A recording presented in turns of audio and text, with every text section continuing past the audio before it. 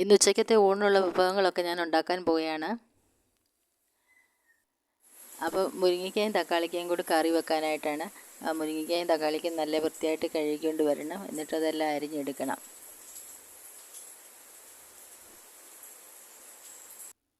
അങ്ങനെ മുരിങ്ങയ്ക്കയും തക്കാളിക്കയും എല്ലാം കഴുകി അത് അരിഞ്ഞെടുത്തിട്ട് കറി വെക്കണം. അപ്പോൾ ഞാൻ കുറച്ച് തേങ്ങയും ഉള്ളിയും ചുമന്നുള്ളിയും പിന്നെ ജീരകവും എല്ലാം കൂടെ മിക്സിയുടെ ജാറിലിട്ട് നന്നായിട്ട് അരച്ചുകൊണ്ട് വന്നിട്ടുണ്ട്. ഇത് വെന്തതിന് ശേഷം അതിന് ആ അരപ്പെല്ലാം അതിനകത്ത് ചേർക്കണം. അങ്ങനെ എല്ലാം അരിഞ്ഞെടുക്കുകയാണ്. പിന്നെ തലേദിവസം കുറച്ച് കിളിമീൻ വാങ്ങിച്ച് വെച്ചായിരുന്നു, അതെല്ലാം വെട്ടി വെച്ചിട്ടുണ്ട്. അതിനി കറി വെക്കണം. അപ്പോൾ ലാഭത്തിന് കിളിമീൻ കിട്ടിയായിരുന്നു. പകുതി എടുത്ത് ഞാൻ ഫ്രീസറിൽ വെച്ചു. കുറച്ച് വറുത്തായിരുന്നു, ബാക്കി ഇനിയും കുറച്ചെടുത്ത് കറി വെക്കണം. അപ്പോൾ ഇതെല്ലാം കഷ്ണമാക്കി ഇനിയിപ്പോൾ ഉപ്പും മഞ്ഞൾപ്പൊടിയും വെള്ളമൊക്കെ ഒഴിച്ച് ഒന്ന് വേവിച്ചെടുത്തിട്ട് വേണം അരപ്പനിയും ഇട്ട് എടുക്കാൻ.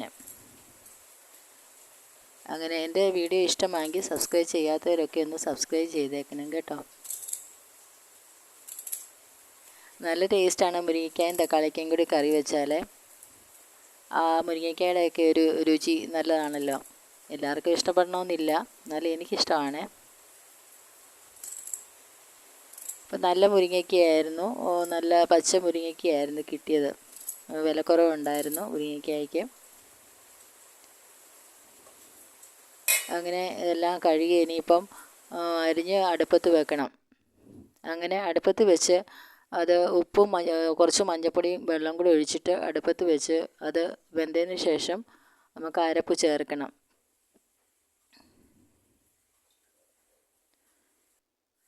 ഇനി ഇത് വെന്തു, ഇനി അരച്ച് വെച്ചിരിക്കുന്ന അരപ്പെല്ലാം ചേർക്കണം.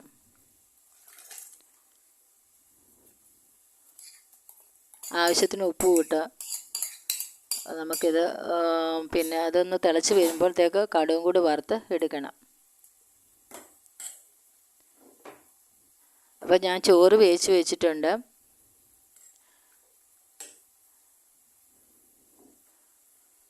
അപ്പോൾ ഇനി ഇതിനുള്ള അരപ്പ് എല്ലാം റെഡിയായി, തിള വന്നു.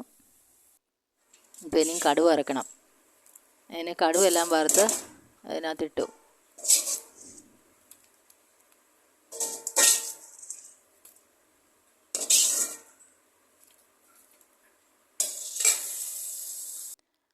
അപ്പോൾ ഇനി നമുക്ക് ഇനിയിപ്പോൾ ചോറെല്ലാം വെന്തു. പിന്നെ ഇനിയിപ്പോൾ മീൻ വെട്ടി വെച്ച് കഴുകി വൃത്തിയാക്കി വെച്ചിട്ടുണ്ട്. അതിനി കറി വെക്കണം. അതെല്ലാം കഷ്ണമാക്കി ഇനിയിപ്പോൾ ഞാൻ വെളുത്തുള്ളിയും ചുമന്നുള്ളിയും ഇഞ്ചിയും എല്ലാം അരിഞ്ഞ് വെച്ചിട്ടുണ്ട്. അപ്പോൾ അതൊന്ന് എണ്ണയ്ക്കകത്തിട്ട് വഴറ്റണം. ഞാൻ വഴറ്റുമ്പോൾ കുറച്ച് ഉലുവയും കടുവും എല്ലാം കൂടി ഇട്ടാണ് വഴറ്റിയെടുക്കുന്നത്. അപ്പോൾ നമ്മൾ ഇത് വഴറ്റാൻ നേരത്ത് അല്പം ഉപ്പും കൂടി ഇട്ടാൽ പെട്ടെന്ന് വഴന്ന് കിട്ടുവേ.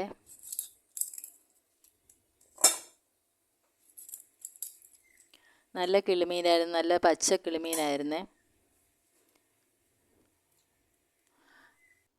അങ്ങനെ ഇതെല്ലാം ഉള്ളിയും പിന്നെ വെളുത്തുള്ളിയും എല്ലാം കൂടി ഇട്ട് ഇച്ചിരി ഉലുവായും കടുവും എല്ലാം കൂടി ഇട്ട് എണ്ണയ്ക്കകത്തിട്ട് വഴറ്റി എടുത്തു. അങ്ങനെ വഴറ്റിയതിന് ശേഷം പിന്നെ മുളക് പൊടിയും മല്ലിപ്പൊടിയും മഞ്ഞൾപ്പൊടിയും എല്ലാം കൂടി ഇട്ട് എടുത്തു. അപ്പം തിള വരുമ്പോഴത്തേക്ക് കറിവേപ്പില കുറച്ച് മല്ലിയുടെ ഇലയും കൂടെ അതിനകത്ത് ഇട്ടു. പിന്നെ തോട്ടുപുളി കുടംപുളിയും കൂടെ ആവശ്യത്തിന് ഇട്ട് ഉപ്പും കൂടി ഇട്ട് അതിന് ശേഷം പിന്നെ ആ മീനിൻ്റെ കഷ്ണങ്ങളും ഇട്ട് അടച്ച് വെച്ച് വേവിക്കണം. മീനിൻ്റെ കഷ്ണങ്ങളും കൂടെ ചേർത്ത് വേകണം.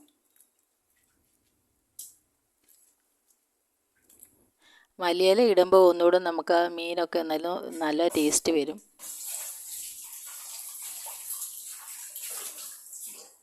അപ്പോൾ അതിനി വെന്തതിന് ശേഷം പിന്നെ ഇനി പാവയ്ക്ക എടുത്ത് വെച്ചിട്ടുണ്ട്, അതൊന്ന് മെഴുക്കുവരട്ടി വെക്കണം.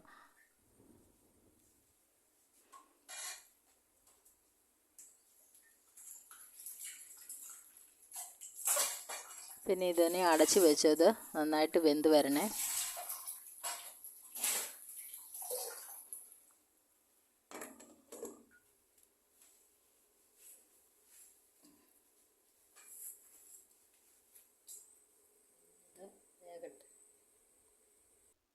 പിന്നെ ചോറെല്ലാം വെന്തു.